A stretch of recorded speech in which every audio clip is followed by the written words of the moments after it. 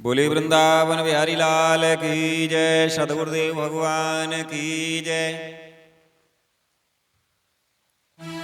श्री गिरिराज महाराज की जय। गजाननं भूतगणाधिसेवितं कवित्थजम्बू फलचारुवच्छडम् उमासुतं शोकविनाशकारकं नमामि विघ्नेश्वरपादपङ्कजम्।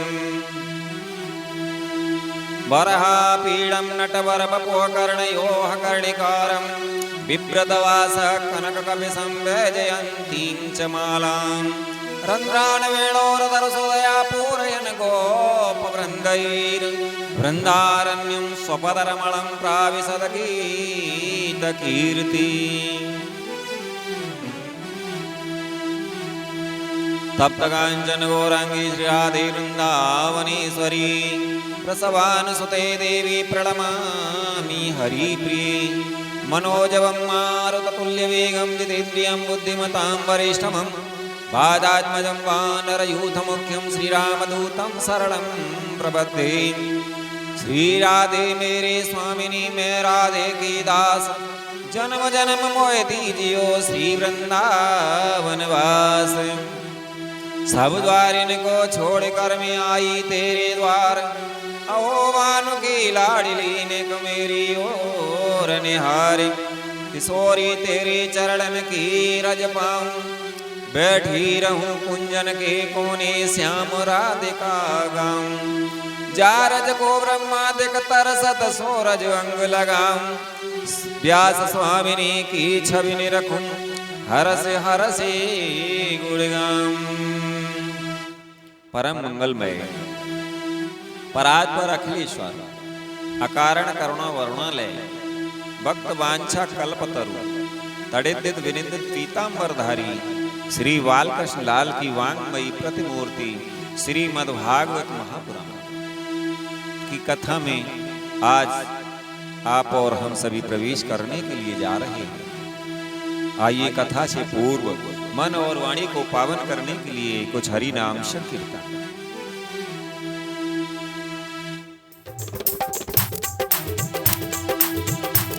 हमारो धन राधा सी राधा सी राधा। हमारो धन राधा सी राधा सी राधा। परम धन राधा राधा राधा राधा राधा। परम धन राधा राधा राधा राधा राधा। हमारो धन राधा सी राधा सी राधा। हमारो धन राधा सी राधा सी राधा। जीवन धन राधा राधा राधा राधा राधा। जीवन धन राधा राधा राधा राधा राधा। हमारो धन राधा सी राधा सी राधा। हमारो धन राधा सी राधा सी राधा। हमारो धन राधा सी राधा सी राधा। बोले वृंदावन बिहारी लाल की जय। सदगुरुदेव भगवान की जय। नेमशारण्य क्षेत्र में श्री सूत जी महाराज सोनक आदि 88,000 ऋषियों को श्रीमद् भागवत की परम पावन कथा का श्रवण करा रहे हैं।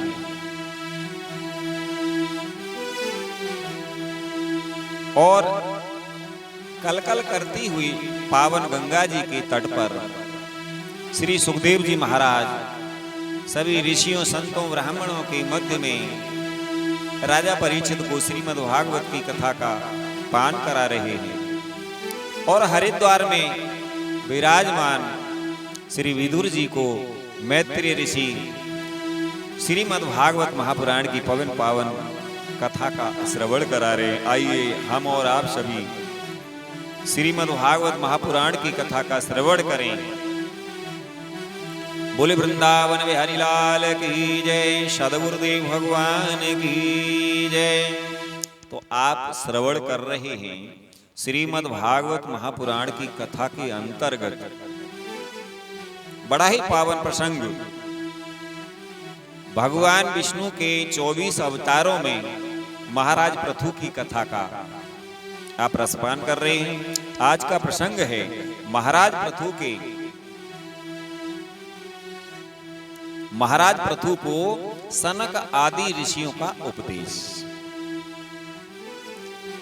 श्री मैत्रेय जी कहते हैं कि हे विदुर जी, जनेषु प्रगृण स्वेवं प्रथोल विक्रमं तत्रोपजग्मुर्मुनयश्चत्वारः सूर्यवर्चसः। जिस समय प्रजाजन परम पराक्रमी पृथ्वीपाल पृथु की इस प्रकार प्रार्थना कर रहे थे, उसी समय वहां सूर्य के समान तेजस्वी 4 मुनीश्वर आए। राजा और उनके अनुचरों ने देखा तथा पहचान लिया कि वे सिद्धेश्वर अपनी दिव्य कांति से संपूर्ण लोकों को पाप निर्मुक्त करते हुए आकाश से उतर करके आ रहे हैं। राजा के प्राण सनकादिकों का दर्शन करते ही जैसे विषयी जीव विषयों की ओर दौड़ता है, उनकी ओर चल पड़े, मानो उन्हें रोकने के लिए ही वे अपने सदस्यों और अनुयायियों के साथ एकाएक उठ करके खड़े हो गए। जब वे मुनिगण अर्घ्य स्वीकार कर आसन पर विराज गए, तब शिष्टाग्रणी पृथु ने उनके गौरव से प्रभावित होकर के विनयवश गर्दन झुकाए हुए उनकी विधिवत पूजा की। फिर उनके चरणों तक को अपने सिर के बालों पर छिड़का। इस प्रकार शिष्ट जनोचित आचार का आदर तथा पालन करके उन्होंने यही दिखाया कि सभी सत्पुरुषों को ऐसा व्यवहार करना चाहिए। सनक आदि मुनीश्वर भगवान शंकर के भी अग्रज हैं। सोने के सिंहासन पर वे ऐसे सुशोभित हुए जैसे अपने अपने स्थानों पर अग्नि देवता। महाराज पृथु ने बड़ी श्रद्धा और संयम के साथ प्रेम पूर्वक उनसे कहा। महाराज पृथु ने सनक आदि ऋषियों से कहा, हे मंगल मूर्ति मुनीश्वरों, आपके दर्शन तो योगियों को भी दुर्लभ है। मुझसे ऐसा क्या पुण्य बना है जिससे स्वतः आपका दर्शन प्राप्त हुआ। जिस पर ब्राह्मण अथवा अनुचरों के सहित श्री शंकर या विष्णु भगवान प्रसन्न हो, उसके लिए इहलोक और परलोक में कौन सी वस्तु दुर्लभ है। इस दृश्य प्रपंच के कारण महत्त्व आदि यद्यपि सर्वगत हैं, तो भी वे सर्वसाक्षी आत्मा को नहीं देख सकते। इसी प्रकार यद्यपि आप समस्त लोकों में विचरते रहते हैं, तो भी अनधिकारी लोग आपको नहीं देख पाते। महाराज पृथु ने सनक आदि ऋषियों से कहा कि जिनके घरों में आप जैसे पूज्य पुरुष उनके जल, तृण, पृथ्वी, गृह स्वामी अथवा सेवक आदि किसी अन्य पदार्थ को स्वीकार कर लेते हैं, वे गृहस्थ धनहीन होने पर भी धन्य हैं। जिन घरों में कभी भगवत भक्तों के परम पवित्र चरणों तक के छींटे नहीं पड़े, वे सब प्रकार की रिद्धि सिद्धियों से भरे होने पर भी ऐसे वृक्षों के समान हैं जिन पर सांप रहते हैं। महाराज पृथु ने कहा, हे मुनीश्वरों, आपका स्वागत है। आप लोग तो बाल्यावस्था से ही मुमुक्षुओं के मार्ग का अनुसरण करते हुए एकाग्र चित्त से ब्रह्मचर्य आदि महान व्रतों का बड़ी श्रद्धा पूर्वक आचरण कर रहे हैं। हे स्वामियों, हम लोग अपने कर्मों के वशीभूत होकर विपत्तियों के क्षेत्र रूप इस संसार में पड़े हुए केवल इंद्रिय संबंधी भोगों को ही परम पुरुषार्थ मान रहे हैं। सो क्या हमारे निस्तार का भी कोई उपाय है? आप लोगों से कुशल प्रश्न करना उचित नहीं है, क्योंकि आप निरंतर आत्मा में ही रमण करते हैं। आप में यह कुशल है और यह अकुशल है, इस प्रकार की वृत्तियां कभी होती ही नहीं। आप संसार अनल से संतप्त जीवों के परम सुहृदय हैं, इसलिए आप में विश्वास करके मैं आपसे पूछना चाहता हूं कि इस संसार में मनुष्य का किस प्रकार सुगमता से कल्याण हो सकता है।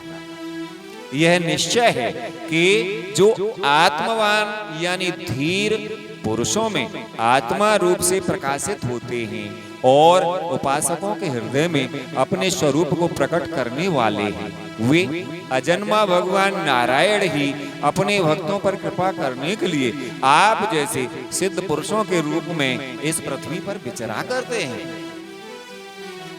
श्री मैत्रेय ऋषि कहते हैं कि हे विदुर जी, राजा पृथु के ये युक्ति युक्त गंभीर परिमित और मधुर वचन सुनकर के श्री सनत कुमार जी बड़े प्रसन्न हुए और कुछ मुस्कुराते हुए कहने लगे।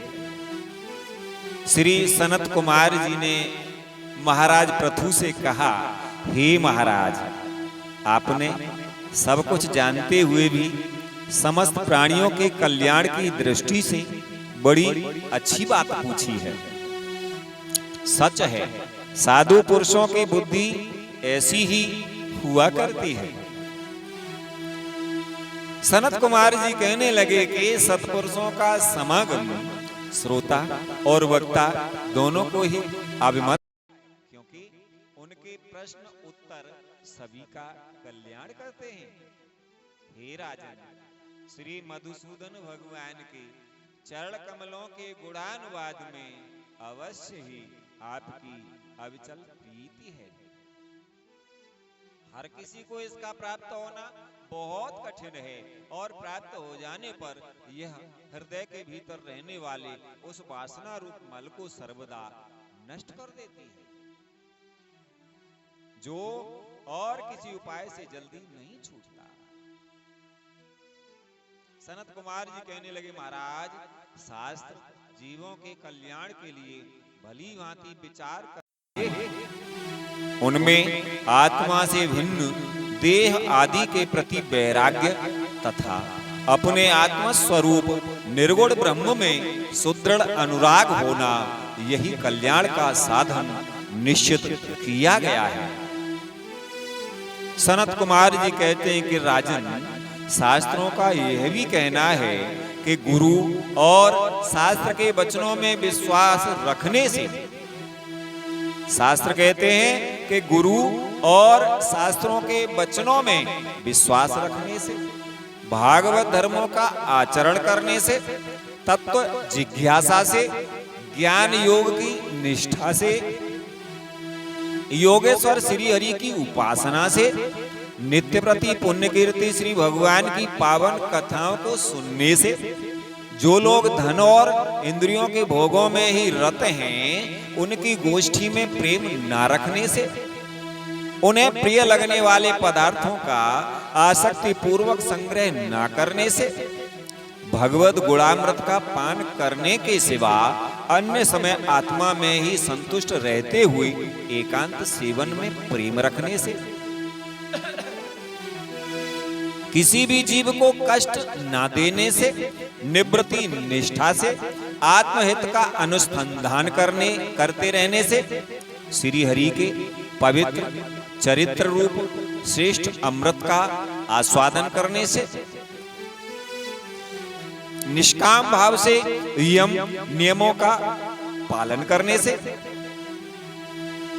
कभी किसी की निंदा ना करने से, योगक्षेम के लिए प्रयत्न ना करने से, शीत उष्ण आदि द्वंद्वों को सहन करने से, भक्तजनों के कानों को सुख देने वाले श्री हरि के गुणों का बार बार वर्णन करने से और बढ़ते हुए भक्ति भाव से मनुष्य का कारण रूप संपूर्ण जड़ प्रपंच से वैराग्य हो जाता है और आत्मस्वरूप निर्गुण परम ब्रह्म में अनायास ही उसकी प्रीति हो जाती है।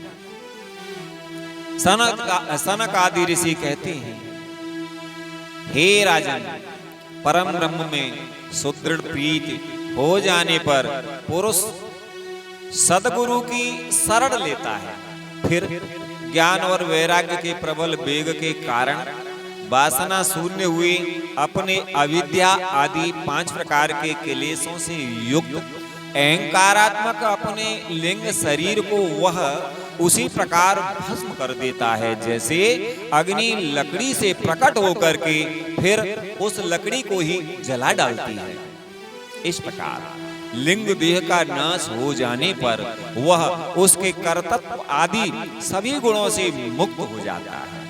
फिर तो जैसे स्वप्न अवस्था में तरह तरह के पदार्थ देखने पर भी उससे जग पड़ने पर उनमें से कोई चीज दिखाई नहीं देती, उसी प्रकार वह पुरुष शरीर के बाहर दिखाई देने वाले घट पट आदि और भीतर अनुभव होने वाले सुख दुख आदि को भी नहीं देखता।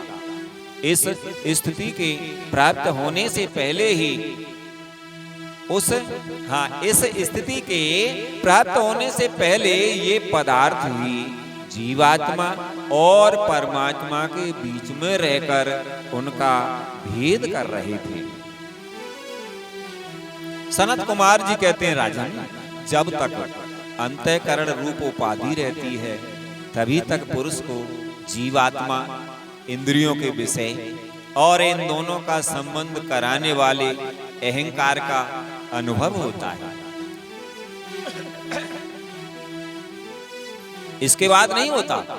बाह्य जगत में भी देखा जाता है कि जल, दर्पण आदि निमित्तों के रहने पर ही अपने बिंब और प्रतिबिंब का भेद दिखाई देता है, अन्य समय में नहीं।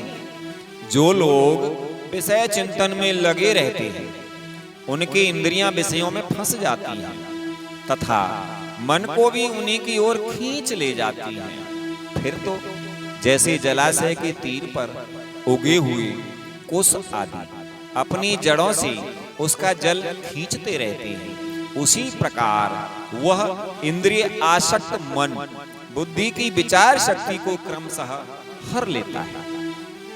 विचार शक्ति के नष्ट हो जाने पर पूर्वापर की स्मृति जाती रहती है और स्मृति का नाश हो जाने पर ज्ञान नहीं रहता। इस ज्ञान के नाश को ही पंडित जन अपने आप अपना नाश करना कहते हैं, जिसके उद्देश्य से अन्य सब पदार्थों में प्रियता का बोध होता है। उस आत्मा का अपने द्वारा ही नाश होने से जो स्वार्थ की हानि होती है उससे बढ़कर के लोक में जीव की और कोई हानि नहीं है। धन और इंद्रियों के विषयों का चिंतन करना मनुष्यों के सभी पुरुषार्थों का नाश करने वाला है, क्योंकि इनकी चिंता से वह ज्ञान और विज्ञान से भ्रष्ट होकर वृक्ष आदि स्थावर योनियों में जन्म पाता है। इसलिए जिसे अज्ञान अंधकार से पार होने की इच्छा हो उस पुरुष को विषयों में आसक्ति कभी नहीं करनी चाहिए, क्योंकि यह धर्म, अर्थ, काम और मोक्ष की प्राप्ति में बड़ी बाधक है। इन 4 पुरुषार्थों में भी सबसे श्रेष्ठ मोक्ष को ही माना जाता है, क्योंकि अन्य 3 पुरुषार्थों में सर्वदा काल का भय लगा रहता है। सनक आदि ऋषि कहते हैं, हे राजन, प्रकृति में गुण क्षोभ होने के बाद उतने भी उत्तम और अधम भाव, जितने भी उत्तम अधम भाव पदार्थ प्रकट हुए हैं उनमें से कुशल से रह सके ऐसा कोई भी नहीं है। यानी प्रकृति में गुण क्षोभ होने के बाद जितने भी उत्तम और अधम भाव पदार्थ प्रकट हुए हैं, उनमें कुशल से रह सके ऐसा कोई भी नहीं है। काल भगवान उन सभी के कुशलों को कुचलते रहते हैं।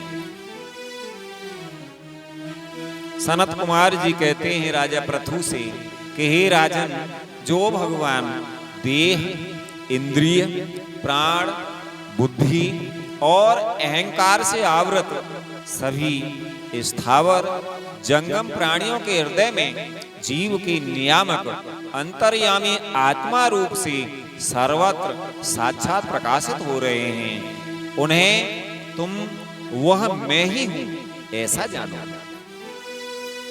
जिस प्रकार माला का ज्ञान हो जाने पर उसमें सर्प बुद्धि नहीं रहती, उसी प्रकार विवेक होने पर जिसका कहीं पता नहीं लगता, ऐसा यह मायामय प्रपंच जिसमें कार्य कारण रूप से प्रतीत हो रहा है और जो स्वयं कर्म फल कलुषित प्रकृति से परे है, उस नित्य मुक्त निर्मल और ज्ञान स्वरूप परमात्मा को मैं प्राप्त हो रहा हूं, ऐसा आप समझो।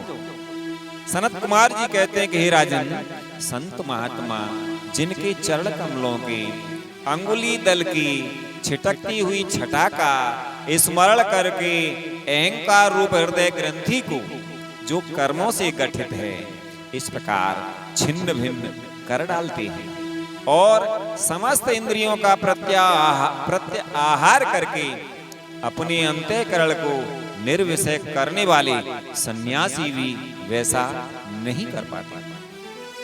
तुम उन सर्वाश्रय भगवान वासुदेव का भजन करो। सनत कुमार जी कहते हैं राजा पृथु से कि हे राजन, जो लोग मन और इंद्रिय रूप मगरों से भरे हुए संसार सागर को योग आदि दुष्कर साधनों से पार करना चाहते हैं, उनका उस पार पहुंचना बहुत कठिन ही है। सनत कुमार जी कहते हैं कि हे राजा, जो लोग मन और इंद्रिय रूप मगरों से भरे हुए इस संसार सागर को योग आदि दुष्कर साधनों से पार करना चाहते हैं, उनका उस पार पहुंचना कठिन ही है, क्योंकि उन्हें कर्णधार रूप श्री हरि का आश्रय नहीं है। अतः तुम तो भगवान के आराधनीय चरण कमलों को नौका बना करके अनायास ही इस दुस्तर समुद्र को पार कर लो। श्री मैत्रेय जी कहते हैं, हे विदुर जी, ब्रह्मा जी के पुत्र आत्मज्ञानी सनत कुमार जी से इस प्रकार आत्म तत्व का उपदेश पाकर के महाराज पृथु ने उनकी बहुत प्रशंसा करते हुए कहा। राजा पृथु कहने लगे, भगवान दीनदयाल श्री हरि ने मुझ पर पहले कृपा की थी, उसी को पूर्ण करने के लिए आप लोग पधारे हैं। आप लोग बड़े ही दयालु हैं। जिस कार्य के लिए आप लोग पधारे थे उसे आप लोगों ने अच्छी तरह संपन्न कर दिया। अब इसके बदले में मैं आप लोगों को क्या दूं? मेरे पास तो शरीर और इसके साथ जो कुछ है वह सब महापुरुषों का ही प्रसाद है। महाराज पृथु कहने लगे, हे ब्रह्मन, प्राण, स्त्री, पुत्र, सब प्रकार की सामग्रियों से भरा हुआ भवन, राज्य, सेना, पृथ्वी और कोष, यह सब कुछ आप ही लोगों का है। अतः आपके ही श्री चरणों में ये अर्पित है। वास्तव में तो सेनापतित्व, राज्य, दंड विधान और संपूर्ण लोकों के शासन का अधिकार वेद शास्त्रों के ज्ञाता ब्राह्मणों को ही है।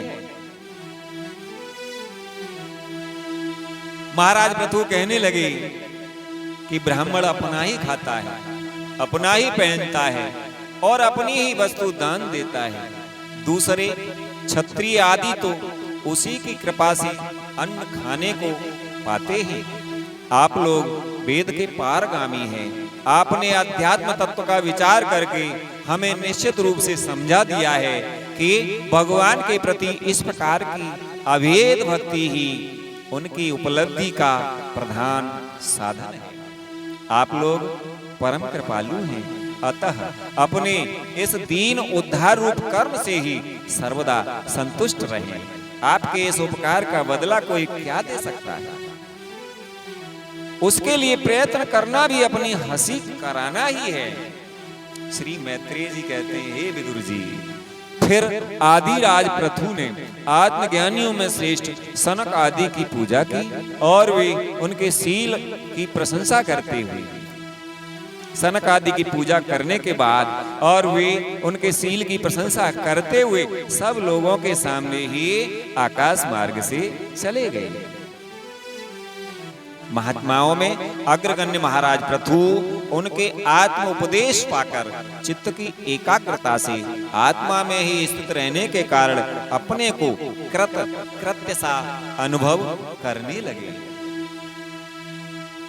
वे ब्रह्मार्पण बुद्धि से समय, स्थान, शक्ति, न्याय और धन के अनुसार सभी कर्म करते थे। इस प्रकार एकाग्र चित्त से समस्त कर्मों का फल परमात्मा को अर्पण करके आत्मा को कर्मों का साक्षी एवं प्रकृति से अतीत देखने के कारण वे सर्वथा निर्लिप्त रहे।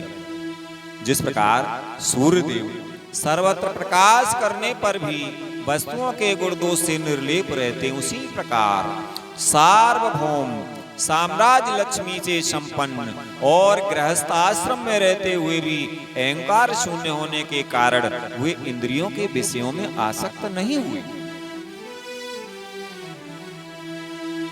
श्री मैत्रेय जी कहते हैं, हे विदुर जी, इस प्रकार आत्मनिष्ठा में स्थित होकर सभी कर्तव्य कर्मों का यथोचित रीति से अनुष्ठान करते हुए उन्होंने अपनी भार्या अर्ची के गर्भ से अपने अनुरूप 5 पुत्र उत्पन्न किए।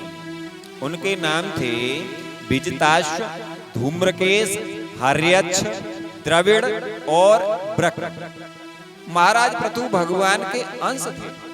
वे समय समय पर जब जब आवश्यक होता था जगत के प्राणियों की रक्षा के लिए अकेले ही समस्त लोकपालों के गुण धारण कर लिया करते थे। अपने उदार मन, प्रिय और हितकर वचन, मनोहर मूर्ति और सौम्य गुणों के द्वारा प्रजा का रंजन करते रहने से दूसरे चंद्रमा के समान उनका राजा यह नाम सार्थक हुआ। सूर्य जिस प्रकार गर्मी में पृथ्वी का जल खींचकर वर्षा काल में उसे पुनः पृथ्वी पर वर्षा देता है तथा अपनी किरणों से सबको ताप पहुंचाता है, उसी प्रकार वे कर रूप से प्रजा का धन लेकर उसे दुष्काल आदि के समय मुक्त हस्त से प्रजा के हित में लगा देते थे तथा सब पर अपना प्रभाव जमाए रखते थे। वे तेज में अग्नि के समान, दुर्धर्ष, इंद्र के समान अजेय, पृथ्वी के समान क्षमाशील और स्वर्ग के समान मनुष्यों की समस्त कामनाएं पूर्ण करने वाले थे। समय समय पर प्रजाजनों को तृप्त करने के लिए वे मेघ के समान उनके अभीष्ट अर्थों को खुले हाथ से लुटाते रहते थे। वे समुद्र के समान गंभीर और पर्वतराज सुमेरु के समान धैर्यवान भी थे। श्री मैत्रेय जी कहते हैं, हे विदुर जी, महाराज पृथु दुष्टों के दमन करने में यमराज के समान, आश्चर्यपूर्ण वस्तुओं के संग्रह में हिमालय के समान, कोष की समृद्धि करने में कुबेर के समान और धन को छिपाने में वरुण के समान थे। शारीरिक बल, इंद्रियों की पटुता और पराक्रम में सर्वत्र गतिशील वायु के समान और तेज की असह्यता में भगवान शंकर के समान थे। सौंदर्य में कामदेव के समान, उत्साह में सिंह के समान, वात्सल्य में मनु के समान और मनुष्यों के आधिपत्य में सर्वसमर्थ ब्रह्मा जी के समान थे। ब्रह्म विचार में बृहस्पति, इंद्रिय जय में साक्षात श्री हरि, गौ तथा गौ ब्राह्मण गुरुजन एवं भगवत भक्तों की भक्ति, लज्जा, विनय, शील एवं परोपकार आदि गुणों में अपने ही समान अनुपम थे। लोग त्रिलोकी में सर्वत्र उच्च स्वर से उनकी कीर्ति का गान करते थे। इससे वे स्त्रियों तक के कानों में वैसे ही प्रवेश पाए हुए थे जैसे सत्पुरुषों के हृदय में श्री राम। तो ये था महाराज पृथु का जीवन चरित्र। इसी के साथ आज की कथा को यहीं विश्राम देते हैं। बोले भक्त वत्सल भगवान की जय, भागवत भगवान की जय, सद्गुरुदेव भगवान की जय। गोविंद मेरो है, गोपाल मेरो है, गोविंद मेरो है, गोपाल मेरो है, सिरवा के बिहारी नंदलाल मेरो है, सिरवा के बिहारी नंदलाल मेरो है। गोविंद मेरो है, गोपाल मेरो है, गोविंद मेरो है, गोपाल मेरो है, सिरवा के बिहारी नंदलाल मेरो है, सिरवा के बिहारी नंदलाल मेरो है। गोविंद मेरो है, गोपाल मेरो है, गोविंद मेरो है, गोपाल मेरो है, सिरवा के बिहारी नंदलाल मेरो है, सिरवा के बिहारी नंदलाल मेरो है। बोली वृंदावन बिहारी लाल की जय, सद्गुरुदेव भगवान की जय, श्री गिरिराज महाराज की जय, लाला के बाबा की जय, बाबा की लाला की जय, लाला और बाबा दोनों की जय। सर्वे भवन्तु सुखिनः, सर्वे सन्तु निरामयाः, सर्वे भद्राणि पश्यन्तु, मा कश्चित् दुर्भाग् भवेत्। सभी सुखी रहें, सभी निरोगी रहें, मैं सभी को सुखी और सभी को निरोगी देखूं, इसी मंगल कामना के साथ आप सभी भक्तों को जय जय श्री राधे, जय श्री कृष्ण।